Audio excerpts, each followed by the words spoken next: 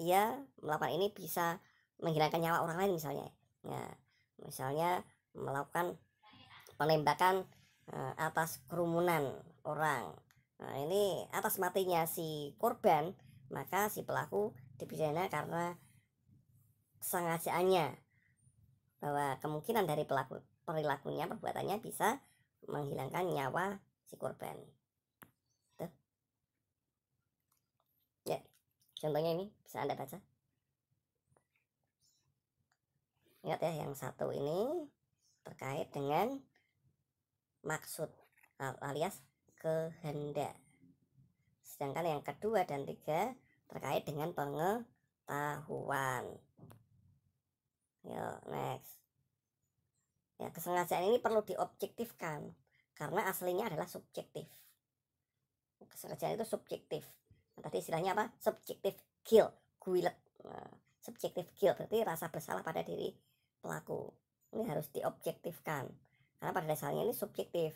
Nah, kenapa diobjektifkan? Agar terlihat bahwa perbuatan pidananya ini mempunyai unsur kesengajaan atau tidak. Si pelaku punya maksud atau tidak. Si pelaku sadar nggak bahwa perbuatannya ini bisa berakibat hilangnya nyawa orang lain misalnya, atau orang lain terluka misalnya. Nah, ini objektivitas ini diperlukan. Karena dengan diobjektifkan si pelaku meminimalisir kalau si pelaku akan berbohong bahwa ia melakukannya secara tidak sengaja. Ada nggak perencanaan misalnya, perencanaan terlebih dahulu bahwa si pelaku akan menghilangkan nyawa orang lain, akan membunuh.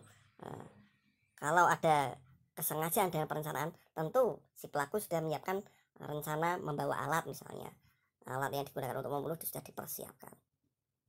Nah, mempersiapkannya ini adalah sebagai bukti bahwa si pelaku punya kehendak jahat untuk melakukan pidana. Nah, kesengajaan bisa berwarna atau tidak berwarna. Kesengajaan berwarna, si pelaku sadar bahwa perbuatannya melawan hukum. Nah, ini tentang kesadaran ya, kesadaran tentang pengetahuan bahwa perbuatannya ini melawan hukum atau tidak. Ya, baik sadar atau tidak bahwa perbuatannya melawan hukum, keduanya dapat dipidana. Tahu nggak perbuatannya misalnya menyuap, ini bisa dipidana. Nah, dia tahu bahwa kesengajaan ini berwarna, tapi dia sengaja melanggarnya. Nah, kalau tidak tahu kalau ini perbuatan suap ini adalah kejahatan tidak pidana, bisa dimasukkan sebagai korupsi, maka ya tetap dapat dipidana meskipun si pelakunya tahu atau tidak tahu.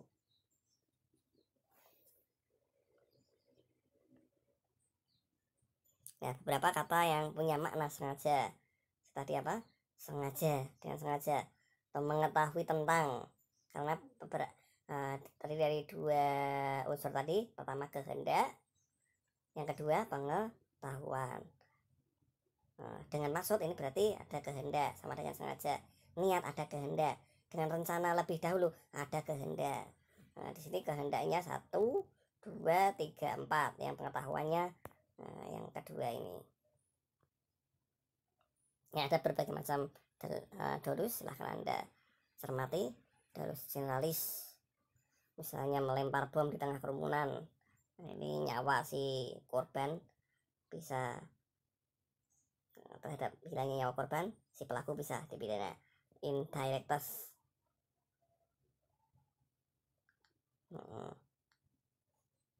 ya silahkan Anda baca, Anda cermati, dan coba Anda analisa sendiri sampai Anda bayangkan ya, kira-kira kasusnya itu seperti apa. Ya, sekarang ada beberapa perilaku yang bisa dipidana maupun tidak dipidana. Ini terkait karena dianggap sengaja atau tidak sengaja. Fatalic dwelling atau kekeliruan, bahwa kekeliruan yang dilakukan dengan tidak sengaja yang tertuju pada salah satu unsur perbuatan pidana. Misalnya seorang membeli barang, dikira barang itu sudah menjadi miliknya. Nah, karena merasa sudah menjadi miliknya, barang tersebut dipreteli, tidak sesuai aslinya. Beralihnya, barang ini masih diikuti dengan pembayaran lainnya. Nah, di sini tidak dapat dikenakan pasal 406 tentang merusak barang. Kemudian reh dwelling. Reh dwelling itu bagaimana? Melakukan perbuatan dengan perkaraan, hal itu tidak dilarang oleh undang-undang.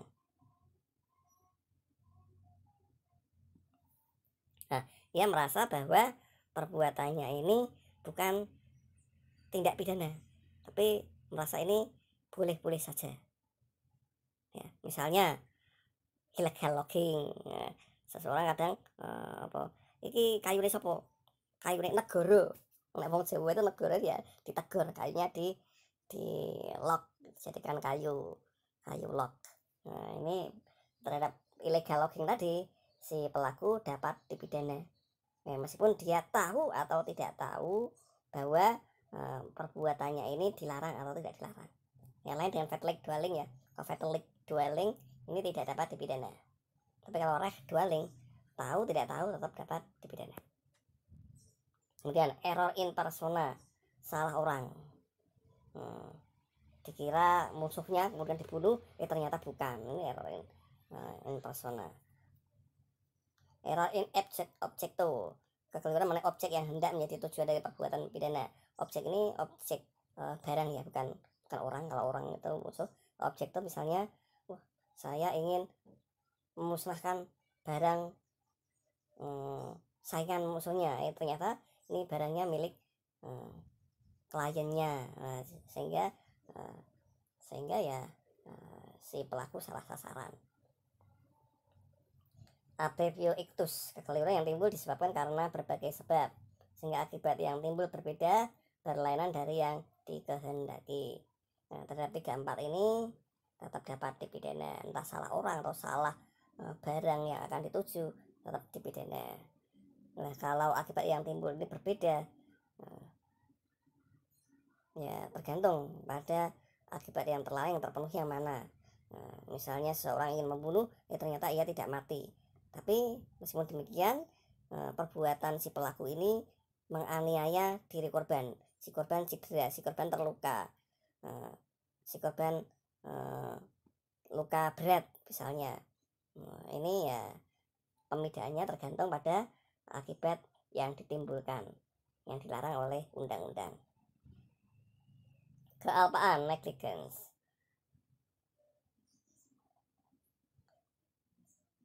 Ya, relatif kalau kealpaan, kelalaian atau culpa ya, culpa. Di sini mana culpa? Oh ya, yang pertama culpa. Baik sengaja maupun lalai, culpa ini keduanya dapat dipidana. Ya, meskipun demikian masalah ancaman pidananya lebih ringan. Nah, kemudian menurut Black, dia meneliti tentang tingkatan kealfaan atau kelalaian, di mana ia membagi menjadi 3 macam kelalaian yang dapat dipidana. Ini pertama culpa lata, nah, di mana si pelaku sangat tidak mempunyai kehati-hatian atau alias sembrono dalam melakukan perbuatannya. Kemudian culpa levis, kesalahan biasa atau kesalahan ringan. Nah, culpa levissima atau kesalahan sangat ringan. Ya, ada kealfaan yang disadari, ada kealfaan yang tidak disadari. Nah, berarti memakai teori pengetahuan tadi.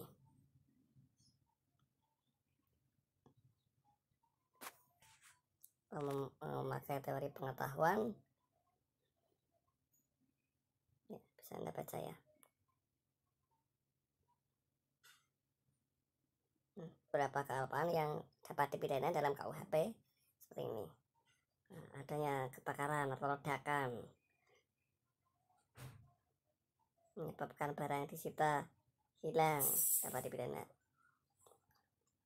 Matinya orang, dapat dipidana. Orang luka berat juga bisa dipidana. Ya, ya udah itu aja. Terima kasih. Assalamualaikum warahmatullahi wabarakatuh.